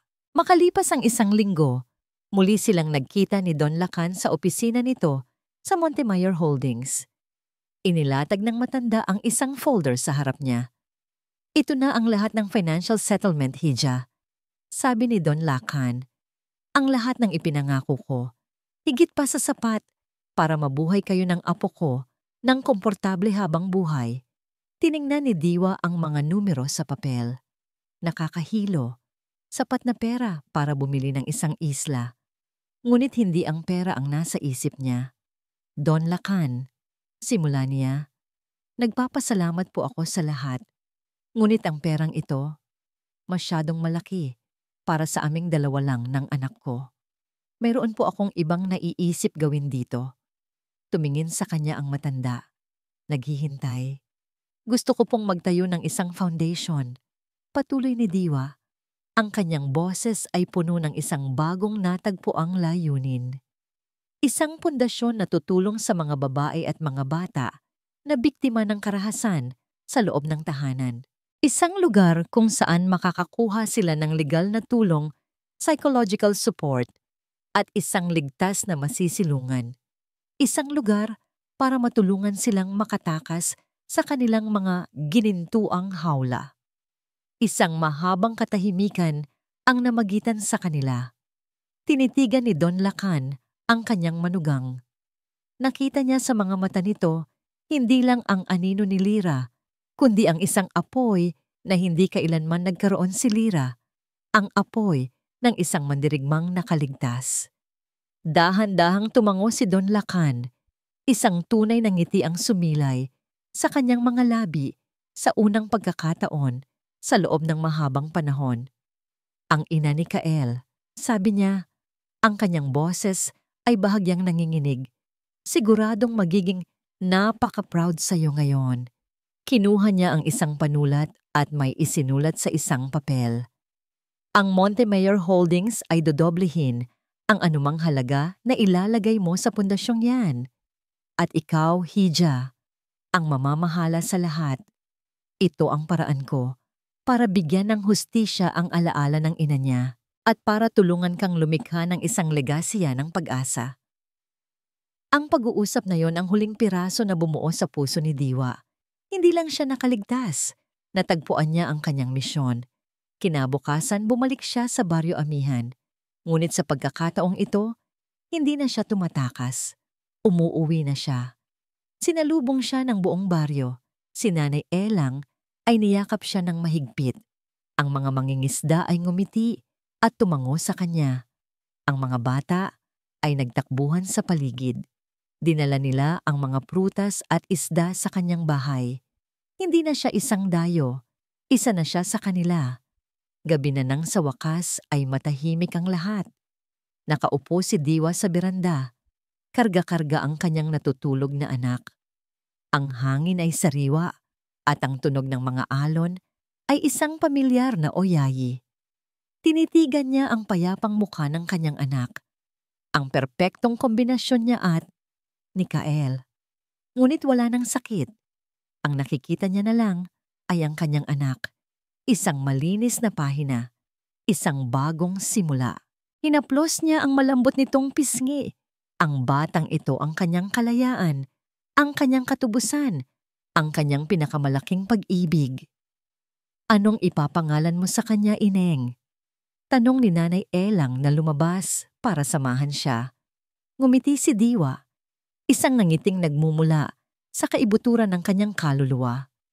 Tumingin siya sa kanyang anak, pagkatapos ay sa malawak na karagatan sa ilalim ng kalangitang puno ng bituin. Ang kanyang pangalan, bulong niya na may kasamang luha ng kaligayahan, ay Laya. Isang taon ang lumipas. Ang sikat ng araw ay tumatama sa isang entabladong itinayo sa mismong dalampasigan ng Baryo Amihan. Ang entablado ay napapalibutan ng mga puting upuan na puno ng mga tao, mga taga-baryo, mga kinatawan mula sa iba't ibang non-government organizations, mga mamamahayag at mga kaibigan. Ang hangin ay puno ng pag-asa at pagdiriwang. Nakatayo sa gitna ng entablado si Diwa Rosales, hindi na Montemayor. Ibinalik na niya ang kanyang sariling pangalan. Ang kanyang suot ay isang simpleng puting bestida. Ang kanyang buhok ay malayang nililipad ng hangin mula sa dagat. Ang kanyang tindig ay puno ng kumpiyansa. Ang kanyang mga mata ay nagniningning. Hawak niya ang isang mikropono. Sa kanyang likuran ay isang malaking banner kung saan nakasulat ang mga salitang, Diwa at Laya Foundation, ang inyong kanlungan, ang inyong simula. Magandang umaga po sa inyong lahat. Simula niya, ang kanyang boses ay malinaw at matatag, umaabot sa bawat sulok ng lugar. 1 taon na ang nakalipas. Sa lugar na ito, dumating ako bilang isang taong wasak, isang taong tumatakas, puno ng takot at walang direksyon. Dito sa Baryo Amihan, sa tulong ninyong lahat, unti-unti kong pinulot ang mga basag na piraso ng aking pagkatao. Tumingin siya sa audience. Nakita niya si Nanay Elang na pumapalakpak. Ang mga mata ay puno ng pagmamalaki. Nakita niya ang mga mangingisda na tumatango sa kanya. Nakita niya ang kanyang mga bagong kaibigan. Ang kwento ko ay hindi naiiba sa kwento ng maraming kababaihan. Patuloy niya. Marami sa atin ang nabubuhay sa mga ginintuang hawla. Mga hawla ng takot, ng pananahimik, ng pag-asang magbabago pa ang lahat. Ngayong araw, itinatayo natin ang Diwa at Laya Foundation, hindi para lang maging isang bahay ampunan. Itinatayo natin ito para maging isang tanglaw. Isang tanglaw na magsasabing, hindi ka nag-iisa. Isang tanglaw na magbibigay liwanag sa daan palabas sa dilim. Isang tanglaw na magpapaalala sa bawat isa sa atin na ang ating diwa, ang ating kaluluwa, ay hindi pag-aari ng sinuman at ang ating laya, ang ating kalayaan, ay isang karapatan na dapat ipaglaban. Isang masigabong palakpakan ang umalingaungaw. Habang pumapalakpak ang mga tao, ang tingin ni Diwa ay napunta sa isang sulok sa likuran. Doon, sa ilalim ng isang puno ng niyog, nakatayo si Don Lacan Montemayor. Hindi na siya nakasuot ng mamahaling business suit, kundi isang simpleng polo shirt lamang. Ang kanyang buhok ay mas pumuti na, ngunit ang mga kunot sa kanyang muka ay nabawasan. Ang kanyang anyo ay mas magaan, mas payapa. Karga-karga niya ang isang batang lalaki na masayang pumapalakpak din, ginagaya ang mga matatanda. Ang batang ito ay si Laya, ang kanyang apo. Nagkatama ang kanilang mga mata. Tumango si Don Lacan kay Diwa, isang tango ng respeto at pagmamahal ng isang ama. Ngumiti si Diwa pabalik, isang ngingiting puno ng pasasalamat. Pagkatapos ng lahat ng nangyari, sa hindi inaasahang paraan, nakabuo sila ng sarili nilang pamilya. Isang pamilyang itinayo, hindi sa dugo, kundi sa pinagdaanang pagsubok at pagpapatawad. Pagkatapos ng seremonya, habang kinakausap ni Diwa ang mga bisita, lumapit si Don Lacan. Akay-akay si Laya na ngayon ay natututo ng maglakad. "Mama!" sigaw ni Laya at tumakbo ng paika-ika patungo sa kanyang ina. Binuhat ni Diwa ang kanyang anak at niyakap ito ng mahigpit. "Nakita mo ba si Mama kanina? Galing ba ni Mama?" "Galing! Galing!" sagot ng bata at hinalikan ang pisngi ni Diwa. "Napakagaling ng iyong sinabi, Hija," sabi ni Don Lacan.